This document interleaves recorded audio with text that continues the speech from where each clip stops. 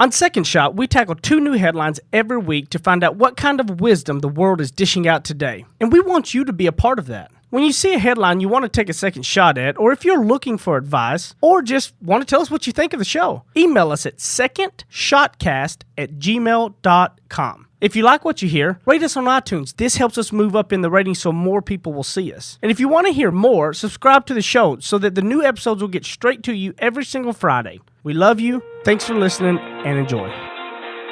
Heath Oaks is a millennial mogul whose ignorance on fire led him to fail his way to success. Jenny Anchondo is an Emmy Award-winning journalist whose sharp eye and biting wit have led to her storied career in television. Together, they tackle today's headlines in a way only an odd couple with a dash of perfect opposite can. So kick back, relax, and join the conversation. This is Second Shot with your hosts, Heath and Jenny. So, Jenny got to redeem herself this past week. I did. Yeah, it was Ooh. very good. So, Jenny, Zach, and Matt, what's up, everybody? Hey. And, Hey, everybody. And Zach actually got the clock started, I so did. I'm proud of him. I know. I'm so proud of me. Gosh, this is a great year. I'd like to thank the Academy. So, I know, 2019. so working out. what Jenny had to do to redeem herself, along several years back, now I will preface it by, she had to get up really early in the morning, 1:30 or so, had to work all day. I was in Las Vegas for work, and so afterwards she flew to Las Vegas to meet me there, and we were going to go do some fun for the next night or two while I was working, right? Yeah. And so she got there, and then the time changed, so it's really late for her. She's Right, been I up work probably a 24 full hours. 9-hour shift. Pack up my stuff, get on a flight, go to Vegas. This was a while ago. This Yeah, wasn't a like- couple years yes, back. a couple years back. Yeah. Yep. I was working and, at Fox. she wanted to be at Circus. She wanted to go see the Circus du Soleil, Cirque du Soleil. whatever. Circus you know, du Soleil. I know where this is going. The Yeah, Circus yeah. du Soleil. Yeah, whatever the hell it's called. Go ahead. I can't even spell it, much less pronounce it. It's fine. And so I got I spent money, got us second row seats front and center at this show in Vegas, right? Like it was like. It was on these couches and everything too. Oh, wow. Oh, that's dangerous. And let's all be real, that's really not my go-to type of thing to do. Okay, so but I'm okay because my wife wanted to do it, so I was good. I wanted to go do it with her, Totally. right? Yeah.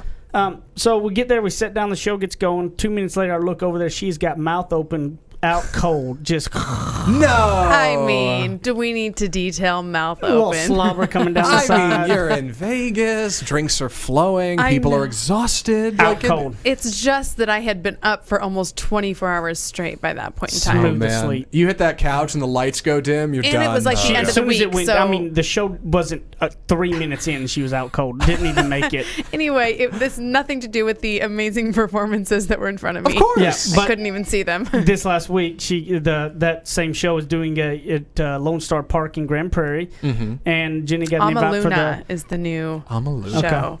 And it's in Lone Star Park, and Jenny got invited for the media night, premiere opening stuff, and so we went again. And I'm happy to report Jenny stayed awake the whole time. Aw. And, You did it. and Well actually done. got to see the Yeah. show. Her second time going, but she finally got to watch it. Nice. It was so good too. Yeah? It was insane. Oh, yes, I mean the stuff that they do is remarkable. So the first time, did you sleep through the whole Yes. thing, or did you wake up at any point? No. and say, I did, Matt. I thoroughly slept Well, through the hold on. entire. I could not. those it was- couches had to be comfy, It right? was, and I knew it was happening. It was Right. like, Yeah. I know that I'm sleeping through this, but I can't get my eyes open. I Well, was that tired. Those things aren't exactly oratory. They play music, and it's like, okay, the lights are dim. We and, were like, it's front smoky. and center. My It's body supposed to be shut down. dreamlike. You So if guys- you're real tired, I mean, I guess I. my body shut down. Could, Yeah. the performers could see her sleeping. We were so tired. Stop it, babe. Stop it. Live you didn't- commentary on Did their you try to wake her performance. up? I mean, what was the? No. You just let her. Just let her go. Well, I That's not could bad. I feel took it. pictures Okay. Well, there you go. Hey, that's. of her sleeping. Can we get those on the screen, please? Do Yeah, they're great. Gosh. we make that happen? Oh God. We better get in the first headline, or Yes. we'll keep on with this. First headline, a little unconventional, and I love that because we always do new things on this show. Starting with an email, which is very exciting. From one of the listeners, right? Yes. Linda emailed us. Very sweet of her. She said, "Hey, Heath, what's your take on this, especially since you're in the insurance world? I think she should have paid with her own money, not her insurance. Love the show. So here's what the paid with your own money thing is. She sent an article. School superintendent faces fraud charges for allegedly using own insurance to help ill student. Casey Smitherman, superintendent of Elwood Community Schools in Elwood, Indiana, was booked on charges of insurance fraud, identity deception, and official misconduct on Wednesday and later released on bail. Smitherman says the charges came shortly after she recently went to the home of a student who had missed school and saw he had symptoms of strep throat.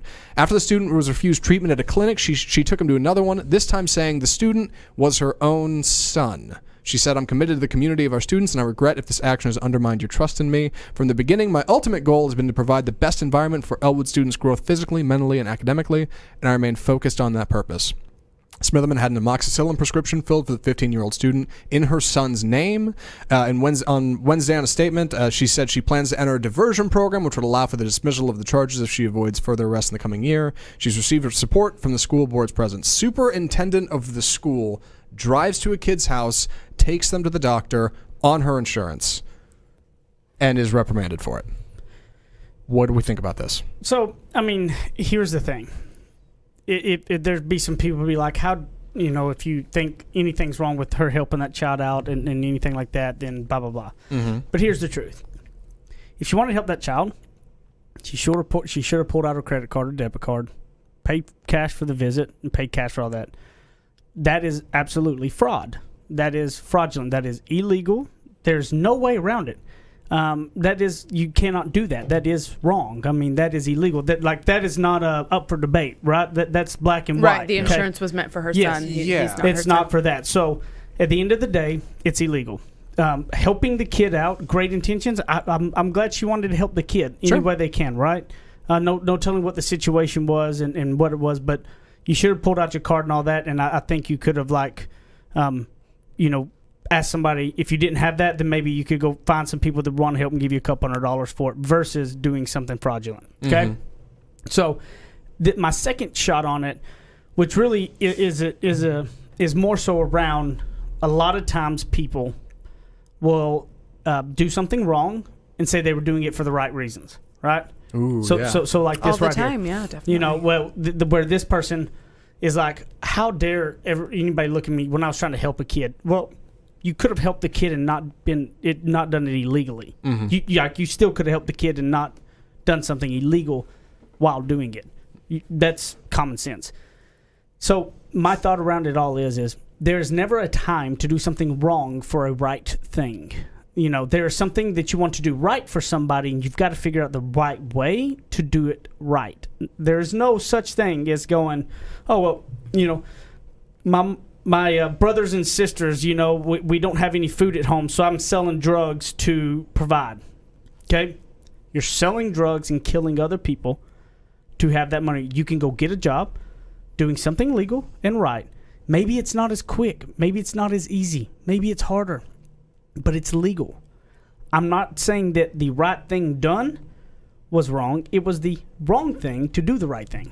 Mm-hmm. Does that make sense? Yeah. Yeah, it does, actually. That last sentence was a little complex. I know, that's right. And possibly incorrect when it comes to grammar. But you got a diagram you're of that? using the wrong grammar for the right reason. That's all that matters. Right. I know. So when I hear about this story, I think about my sort of second shot on this is that really what she's doing is thinking that she knows what's best for this child. We don't know the backstory.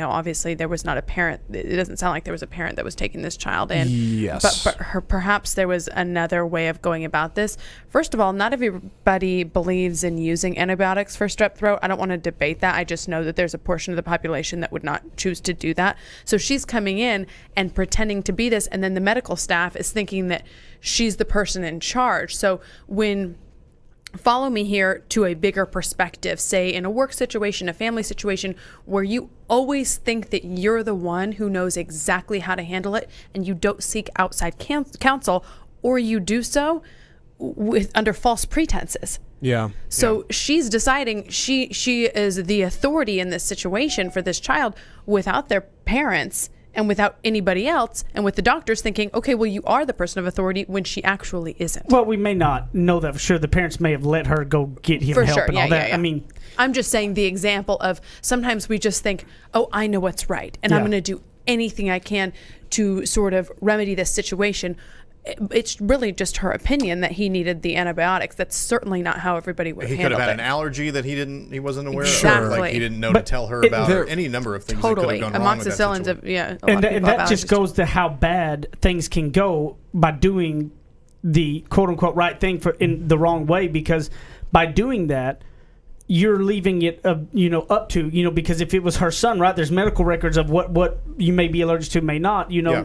doing the wrong thing could have really went to a really bad outcome. Yeah, there's another line in here that I left out for the highlights. Smitherman told police that she was concerned about the student when he was not at school early this month, and that she had previously helped him by buying clothes for him and helping to clean his home. So So she this had is not been the first. She'd been taking him under her wing. And Yeah. I mean, I definitely don't want to rag on anybody who's trying to help somebody. No, Definitely Yeah, not. but- I'm just saying, for the greater second shot of this, sometimes Right. we need to watch ourselves when we think that we are the person who knows absolute best. Right, you're helping in the wrong way. Well, do exactly what you did. Just pull out your debit card or credit card and pay for it. And don't commit insurance fraud. Yeah, Yeah. Right. yeah, that's what I'm saying. Or if you don't have that money, then maybe you go by the school and ask some teachers if everybody can give you $5 or something a piece. Do something the right way to do what you were trying to do. Like, she was trying to help the kid out. I get it, but you can't commit insurance fraud and help the kid out, because there's literally no way to debate that you did something illegal to help them. So Yeah. there is a way to do it legal to help. Right. I know teachers in Indiana probably don't make a killing, but you can't use insurance money for this kind of thing. And in regards to this, like to previous things, buying clothes, helping him clean his house, like, you should be talking to the parents or the guardians. Like, there has to be somebody who watches this kid. Like, that's where you need to start this conversation. Like, not directly Right. helping him around them. I don't know the situation, Well, but I don't know. I just think a lot of times that a lot of people will get going down a slippery slope of doing wrong, and will start out by justifying it was for right ways. There's no way to justify doing wrong.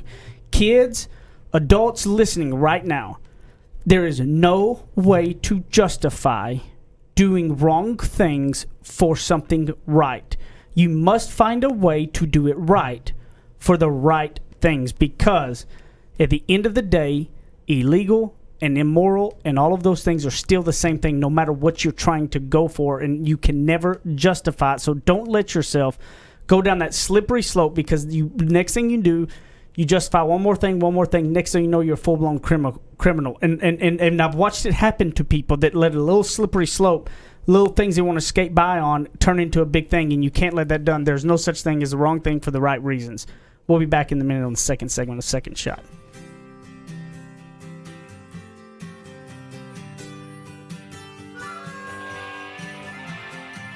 He makes up words, she translates them.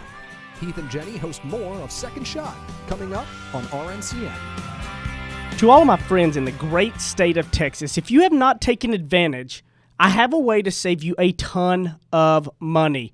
I have saved over about $3,000 in the last year, and I have no hassle. Go to EnergyOgre.com, put in the promo code SECONDSHOT. Now listen, promo code SECONDSHOT, and you're going to get a free month just for signing up and saving a ton of money. So don't be crazy. Stop sitting around talking about, is this the real deal, and go do it right now. EnergyOgre.com, promo code SECONDSHOT, and a free month. Thanks. Go get it now. Run.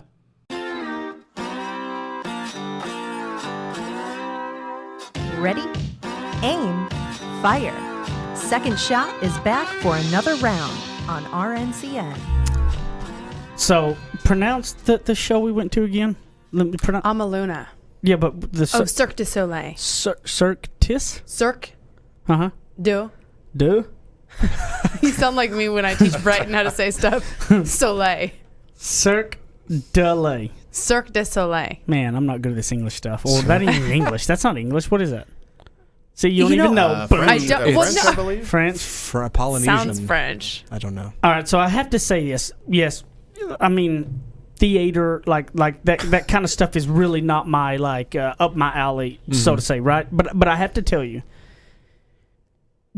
the freakishness of their athleticism is absolutely beyond amazing. Don't say freakish. Yeah, I don't know. It- Freakish is a Well, compliment, when I babe. say freak, no, okay. Well, in my world, in our world of sports, when we say a freak athlete, that's a very Okay. Superhuman. that's a superhuman. Yeah. Like LeBron is a freak athlete. Yeah. They really are. These all were freak athletes. Like they were you should have seen the amount of strength these people do and what they do. And I have to say, as a guy that would, if there's guys out there that would, this is one of those things that if your wife or your spouse or something would like this, and it's always like, oh well, if you want to, this would be one to go to suck up, because the you will appreciate the like athleticism that all of these people like portraying there. I mean, it is absolutely incredible. This girl was like literally holding herself up on one arm and twisting it in the air while it was moving. Like it was crazy. Oh man.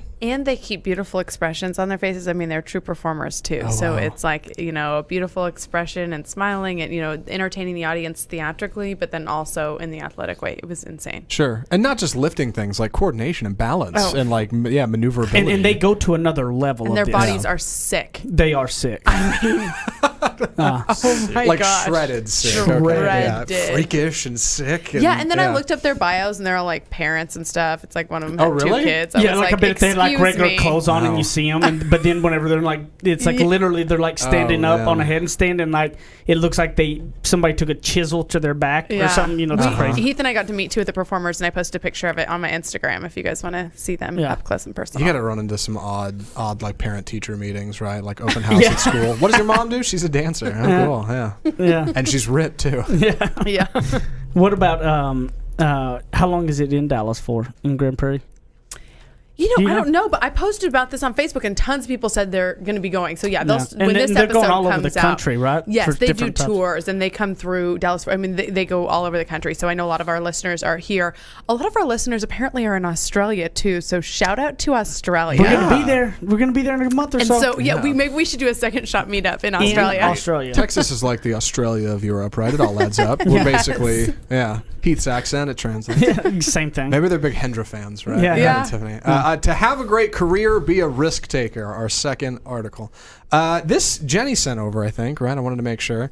And this one's a little bit more of an op-ed piece, but there's just some things in here about taking risks, getting where you're going. Life is either a daring adventure or nothing at all. That's Helen Keller. Just some points here. One, being risk-averse carries risk. Risk-averse people often see themselves as deliberate, cautious, responsible, and thoughtful. Others see them as reserved, lacking courage, and lacking belief in themselves. Less than inspirational. So when you're talking about taking a risk, some things you can do to kind of be ready for it, this article instructs. Risk-taking can be practiced. The more you practice taking risks, the more comfortable you become with taking risks and the emotional discomfort that may come with it. Risk-taking can be vetted. When you take a risk, you're giving up some comfort in the short term for a potential long-term gain. For some, risk-taking results in immediate discomfort. Others, not so much. Thinking about your style toward risk-taking can lead to better self-understanding. Plan ahead, know how you'd handle what you can handle, and I don't know, be bold, manage your post-risk dissonance, maybe a pros and cons chart. Jenny, what are we getting at with this, I guess, is what I'm saying. So this was an interesting one because I've never really thought of myself necessarily as a risk taker, and I think Heath would definitely say I'm not a risk taker. Really? However, I was having a conversation with a friend the other day about my career path, and she's sort of looking to do sort of a similar thing, and I was explaining to her my first job in Yakima, Washington, and the pay was $18,000 a year, and she was like, "And you took it?" And I was like, well, yeah, I was so thankful. I was so excited. Are you kidding me? $18,000 a year. That's, gosh. I mean, to me, that was not risky at all. She said that was a huge risk. How did you pay your rent? See, to me, not making a lot of money, but doing something that I love was not risky. It didn't feel risky for me to move to a place where I knew nobody. It didn't feel risky for me to not make a lot of money. It didn't feel risky for me to potentially have to work 12, 14, 16-hour days.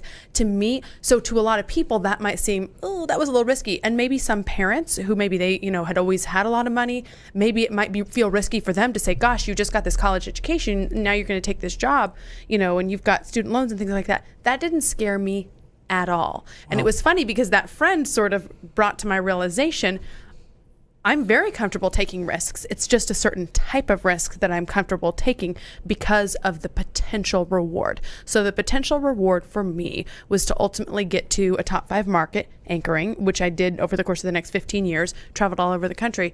And that wasn't scary to me. So I think really when it comes to risks, my takeaway would be there are certain ones you're going to be comfortable with and certain ones you're not. And I like to be comfortable with the risks. He's probably going to have a different perspective, but to me, moving is not scary. Not knowing, it's a different situation right now. Now I have a husband and a child, so. Yeah. I need to be doing things that are making money, for example. When I was on my own, I said, that's fine, I'll work 2 jobs. And I worked 2 jobs, and that didn't bother me at all. Yeah. I was comfortable with that type of risk. I wouldn't say Do you see that what you're I'm saying? not a risk taker. I think you're right. What you're making is a great point. There's just different levels of risk takers, and there are different types of risk takers, right? And I think that's, I think that because I'm so extreme on the other end of risk taker, it will risk. Heath will almost, risk all of his own money. I'm more so I'll risk my lifestyle and my time. Yeah. Well, and I'll risk my lifestyle. So I've did it. I've done that before. I mean, I've had to be there. I mean, I will. It's just there's if you have risk, you will take risk and do all that. I think that if you were on the other end of the spectrum where you were zero risk taker, we wouldn't work. It would be you would go nuts dealing with me. Right. Yeah, I think me and probably most people who listen to this show would be surprised to hear you say you don't think you're a risk taker, because there's a reason your face is on the Alpha Mart of this show. It's because you've done more than other people have, and you've been willing to take steps that other people haven't. At the time, it may not seem like it, but I like this idea of perception around your own risk and what you're willing to do and your boundaries, and how maybe what you're doing isn't that wacky. And I think, but other people don't feel that way. That didn't give me anxiety. Yeah. Like taking a job for that amount of money, which apparently now that I've told people that, they're like, what? People think you should be embarrassed. Why would you ever do that? Yeah. Yeah. I'm saying, heck no, that was great. And that had the potential, promise of a career that I really desired and has made me happy for 15 years. And I think that risk was so worth it. And I didn't consider it a risk. The other thing I don't consider risks is moving, because I look at that as an opportunity to meet new people,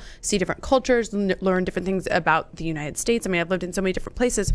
So to me, that was more of an opportunity than a risk. In different levels of our life, again, if you have a child who's in school, then that would be a different perception, because it's not just you. You're thinking about moving your child out of school or, your spouse's job. But in different phases of our life, things that might seem like risks are actually risks that we could be totally and wholly comfortable with. And I think for me moving forward, that will always be the type of risk that I will want to take. One that I feel like, okay, maybe it's crazy, but I feel super confident in it. Yeah. And one of the things I wanted to talk about in this article is the thought that you can train yourself to be a risk taker. Okay. Also, the difference between risk and gambling. They're 2 different things. Some people will go, "Oh, you're a gambler, Heath." No, I'll take risk. There's risk and gambling are 2 different things.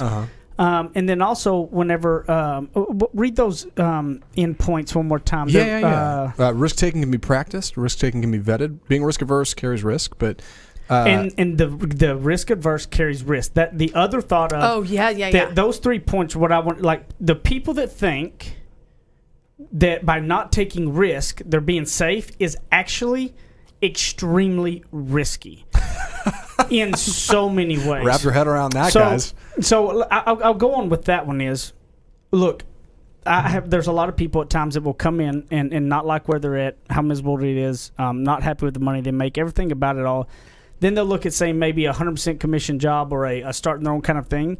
They'll look at them and go, I can't take that kind of a risk. You don't understand something. Where you're at right now, you walk in the doors, then they can fire you at any point, lay you off, do everything. Now you have no income.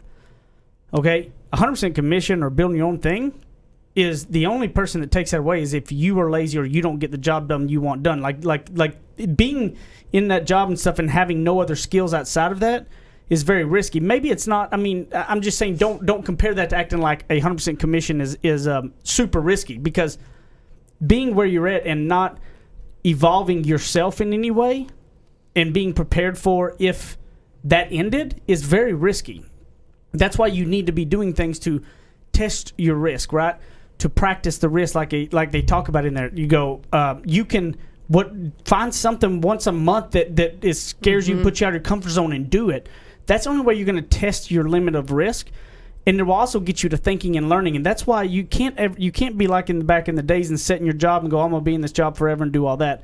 You need to be learning other skills outside of it and doing things. That way you're building up your kind of box of tools, because just working for somebody is not risk adverse. You're sitting there with it's up to them whether or not you do something. So make sure you prepared yourself for all of those other things around it. And, I think that we've got only a couple of reviews to read. I think we need to keep talking about the risk stuff in the third segment. I think we've got a lot more there, I think, with some of that. Don't you think? Yeah, definitely. All right, so we'll be back in a minute on the third segment of Second Shot.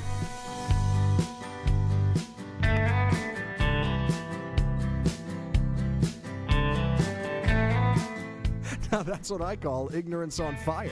More of Heath and Jenny still to come. You guys have been listening to Second Shot and hearing us talk about it. You need to go pick up my book, Ignorance on Fire, A Journey of Failing Your Way to Success. You can get it on Amazon in a paper book. You can also hear this beautiful voice of mine in audiobook style on Audible or anywhere you're going to get your audiobooks. Guys, this book took a lot of time to put into it, and I believe it can really be some life-changing stuff to help you on your path to success. And hopefully you're going to fail your way to success just like I did. Ignorance on Fire, A Journey of Failing Your Way to Success. Amazon.com, Audible.com, audiobooks, paper books, everything. Get it, share it with your people, and I appreciate it. Thank you, guys. Go pick it up today. Kick off your boots or suit up. The choice is yours. Welcome back to Second Shot on RNCN.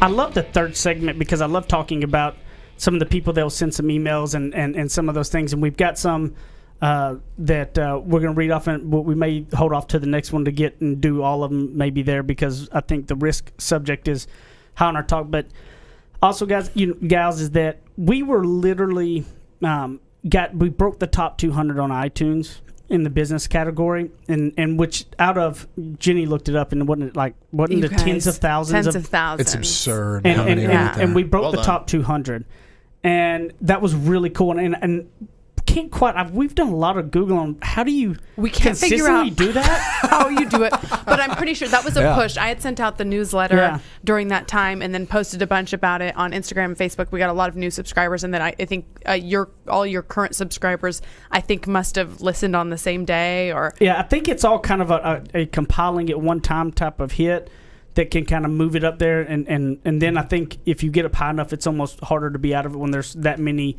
at that level. So. I really want to ask everybody to leave your rating and review if you haven't, but also press the three dots and share it on your Facebook page with something the people. It doesn't take a lot to do that, and if you actually get value out of this podcast, like if you've been listening and get value, do us a solid and just share your favorite episode maybe, or this one or something, the one that impacted you and whatnot. Because if we can go get over a 3-4 day period, if we can just get a small percentage of our listeners to share that and do it, and some others listen, then maybe we can kind of get cranked back up in that top 200. It's just a cool thing to do that. I think to see that kind of because then when happen. we're in the standing, then more people can find out about it who are in Australia or who are all over the world. Yeah. We just want the positive content to be out there. Yep, absolutely. And So it really is surprising how much it makes a difference. I feel like a lot of people are like, oh, I don't have a big following. If I just share it, it's not going to... No, you'd be shocked. There's algorithms in play. Things are happening behind the scenes that none of us understand. It really matters. Yeah. So, please do us a solid. Share the show. And we Love ya. we Thanks. also have a video out now that is teaching people how to subscribe to podcasts, because we learned that a lot of things we sent out, and people were like, I don't know how to do this. So Zach did an awesome solid, and You guys will be able to see Zach's created, pretty face. Yeah, they created a video saying about teaching you how to subscribe to a podcast, and just using Second Shot as the podcast that they were explaining it to. Also, And so that video is in the Second Shot group. It's posted in the Second Shot group right now. So we've got to go to... and it'll be out on YouTube as well, right? Yeah, we'll get it on YouTube. Facebook.com/group/Second Shot. That's it. And also, if you guys like it, let me know in the comments. I might do a rating and review one. Might be a way to go. Perfect. Yeah. Here's how to rate and review the show. Yeah. Yeah. Here's how to Yeah. share it to Facebook. I like that. We'll make a whole series about this. I So let me know what like you that think. idea. Now, what else did you want to say, babe, about The risk taking. risk taking? So going back to those 3 points, I think are three things to look at when it comes to risk. The understanding that you can practice risk taking. So if somebody that it goes, oh, it scares me a lot. And the next is the thought that by not taking risk, that you're being safe is absolutely wrong. By not taking any risk at all is very risky. And the third was the difference between risk and gambling. And I don't think I'd gotten to the risk and gambling. Right. Risk and gambling. Gambling is going and putting yourself in anywhere where the odds are not in your favor and it's not in your control. That's a gamble, right? Going to the casino and putting a quarter in a slot and pulling the deal, it's not in your control at all. That's purely random, purely gambling, okay? And gambling, when you have no control over that situation, that's gambling. Risk is going into something when some people will go, I can't believe you gambled everything to start that business. That's not gambling. If you know that business, if you're aware of it, you've done the pre-work, you've figured out how I'm going to do it, and you're taking a calculated risk. They're two completely different things. I remember way back around like episode 30 or something, we were talking about this up in the old studio. And I mentioned during like a segment, I said, Heath, what do you say to people who think that getting into entrepreneurship, starting your own business, is like jumping off a cliff and hoping you make a soft landing? You're like, you say you have a controlled descent. You basically have a parachute, and it's you and your own will and what you're willing to do to make things happen. And people don't think about that. They think about how scary it's going to be falling, and you don't stop to think that like you have control the whole way. That's the difference. Yeah, gambling is you have none, but risk is you're taking a calculated risk on you and what you know. I mean, if I was to go ahead and sell everything we had today, and I was going to go start a retail clothing store, that's a gamble because I'm an idiot. I have nothing. Well, I mean, unless I did a lot of work leading up. If I spent the next several times learning the business, getting some stuff out there to learn that. I mean, now if I go and start in the insurance company, that's a calculated risk. I mean, that's really not a gamble. That's my life. That's what I've done, right? I mean, those two things are different, and that's what I just want to make clear. That it's gambling and risk are different. Well, it's like Heath and I have looked at several different fitness businesses, for example, because that's been a passion of mine. I've worked, in the 15 years I've been doing broadcasting, I've also been working in fitness. And so my goal has always been to have some sort of fitness business outside of me just training people, right? Because that's what I did before. I would go to people's houses and stuff, and that was, you only get per hour how many hours you have. So I've always wanted to look at something bigger. And we've looked at several different models. None of them made sense. As much as I'm passionate about, okay, I want to do this. Now we have one that may be making sense. So we'll tell you guys about it in the next, I don't know. Who knows how long. Yeah. But I'm super excited about it. But each one, it's like I have to think about, okay, as excited as I am about this, does this make sense? So I'm calculating my risk and also my interest and my background. Some of these things I think, okay, I don't have enough background to truly manage this and understand the risk. This one I think I really do. So I think it could be really successful and really exciting. So we'll let you guys know. Hey, I definitely want to talk about that offline. Yeah. Working out. Yes. I'm so excited The Second about Shot it. group will be the first one to know. Okay, Yes. well there you go. Yeah. Facebook.com/group/second shot. That's the place to make that happen. I think that people understand in the training of risk, I think is key. And I'm going to tell you what, not just training to be a better risk person, but I've said this before. If you put yourself in a situation to be out of your comfort zone more on a regular basis, you will grow as a human being 10 times more than you ever thought you could do. I can promise you one thing, that doing something to put you out of your regular zone, it will challenge you. It like almost sparks something else in your mind, and it can trigger stuff. The thirst of knowledge, the things that happen, I really can't explain it. But it is so true. I think it's important to do something like that. So we're asking the second shooters to do that. Is it possible the four of us could come up with something that we're willing to do in the next couple of weeks before the next episode comes out that we feel is risky or different outside of our comfort zones? Are you guys up for it? I'm down. Okay. But I mean, I think you already have one. maybe. You might have one. I might have one kind of ready to go. Yeah. Okay. You know what that just made me think of? What? We were supposed to answer the Yep, that's what I was just thinking. taking the test. Oh, the We're supposed to do the Myers-Briggs. Yeah, well, guess what? Myers-Briggs. Wait. Did y'all two do it? I took mine. Oh, did you, Zach? I did take it. Guess what? Jenny and I took ours. Did you really? Oh boy, I'm the only one that didn't do it? I did my homework. Well, we didn't do the Myers-Briggs. No. Well, we said we weren't. They were going to do Myers-Briggs, and Jenny and I did a what's called the Enneagram test. It's more for around spousal. Like we said last time, the love languages was a good one. and this Enneagram. So it is spelled. You spell it with ENNEAGRAM. So my cousin is a she does like life coaching and coaching of that nature down in San Antonio, and she got certified and all on this Enneagram stuff on how to coach relationships and stuff like that. And so here's what's funny. So Jenny and I took the Enneagram separate, right? We both came back as the exact same thing. Interesting. Just like we did on Myers-Briggs, On the which was the Myers-Briggs, ENFJ. Yeah, Wow. on the Myers-Briggs, Jenny and I both were ENFJ, and then we both take this one, and we both came back as a type 2 called the Helper. The helper. The Helper. And so, what was the... I'm so let me beside see. myself. I can't believe I didn't. That's okay. It said- We'll be back. It's totally we'll be back not okay. next No, week. this is bothering me a So it lot. said It's fine. often It'll the give us a Helper... chance to talk about it again. The 2s are warm, caring, giving. They are motivated by a need to be loved, needed to... Thus, the and- requesting of yeah. reviews by both of us.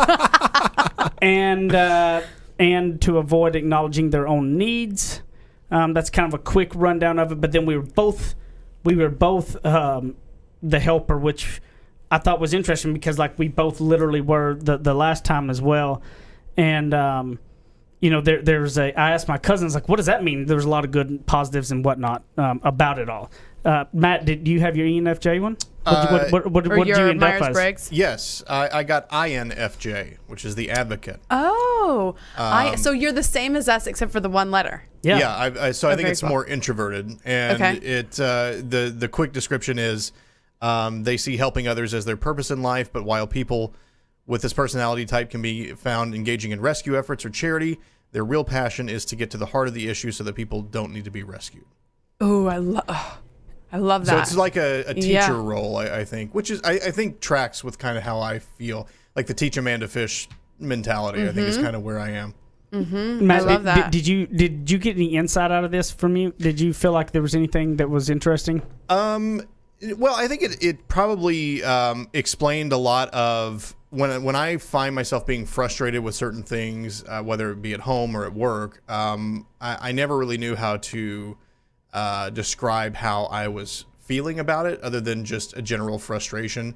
And I think reading this, when I looked at the stuff that it said, this is probably kind of what you care about.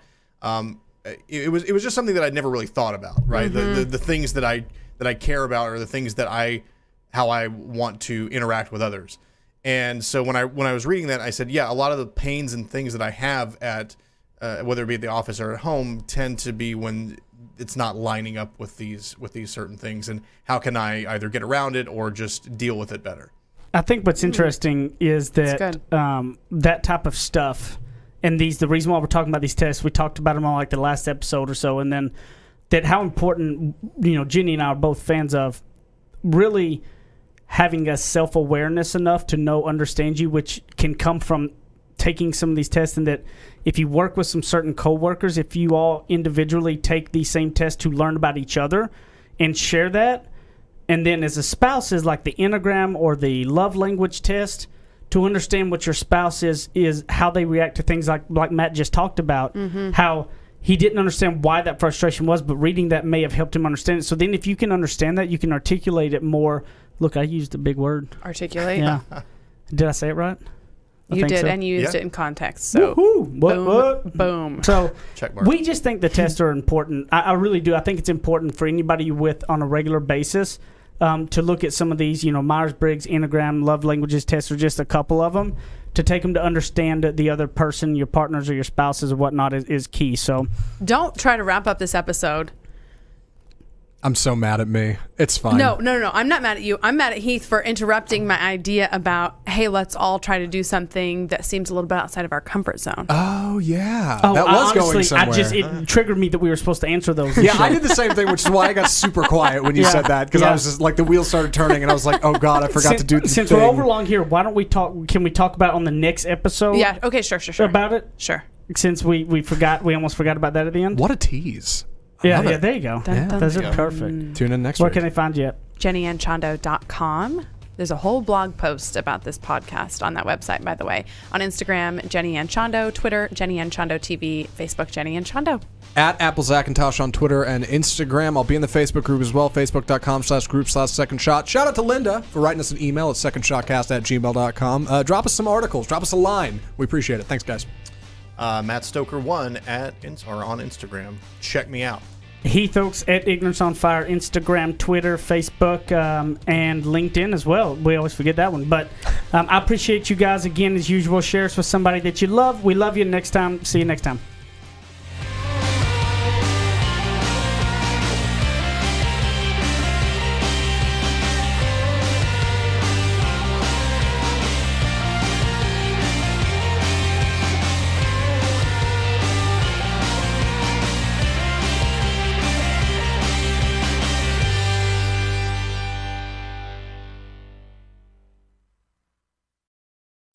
You're listening to RNCN, the digital destination for premium talk radio.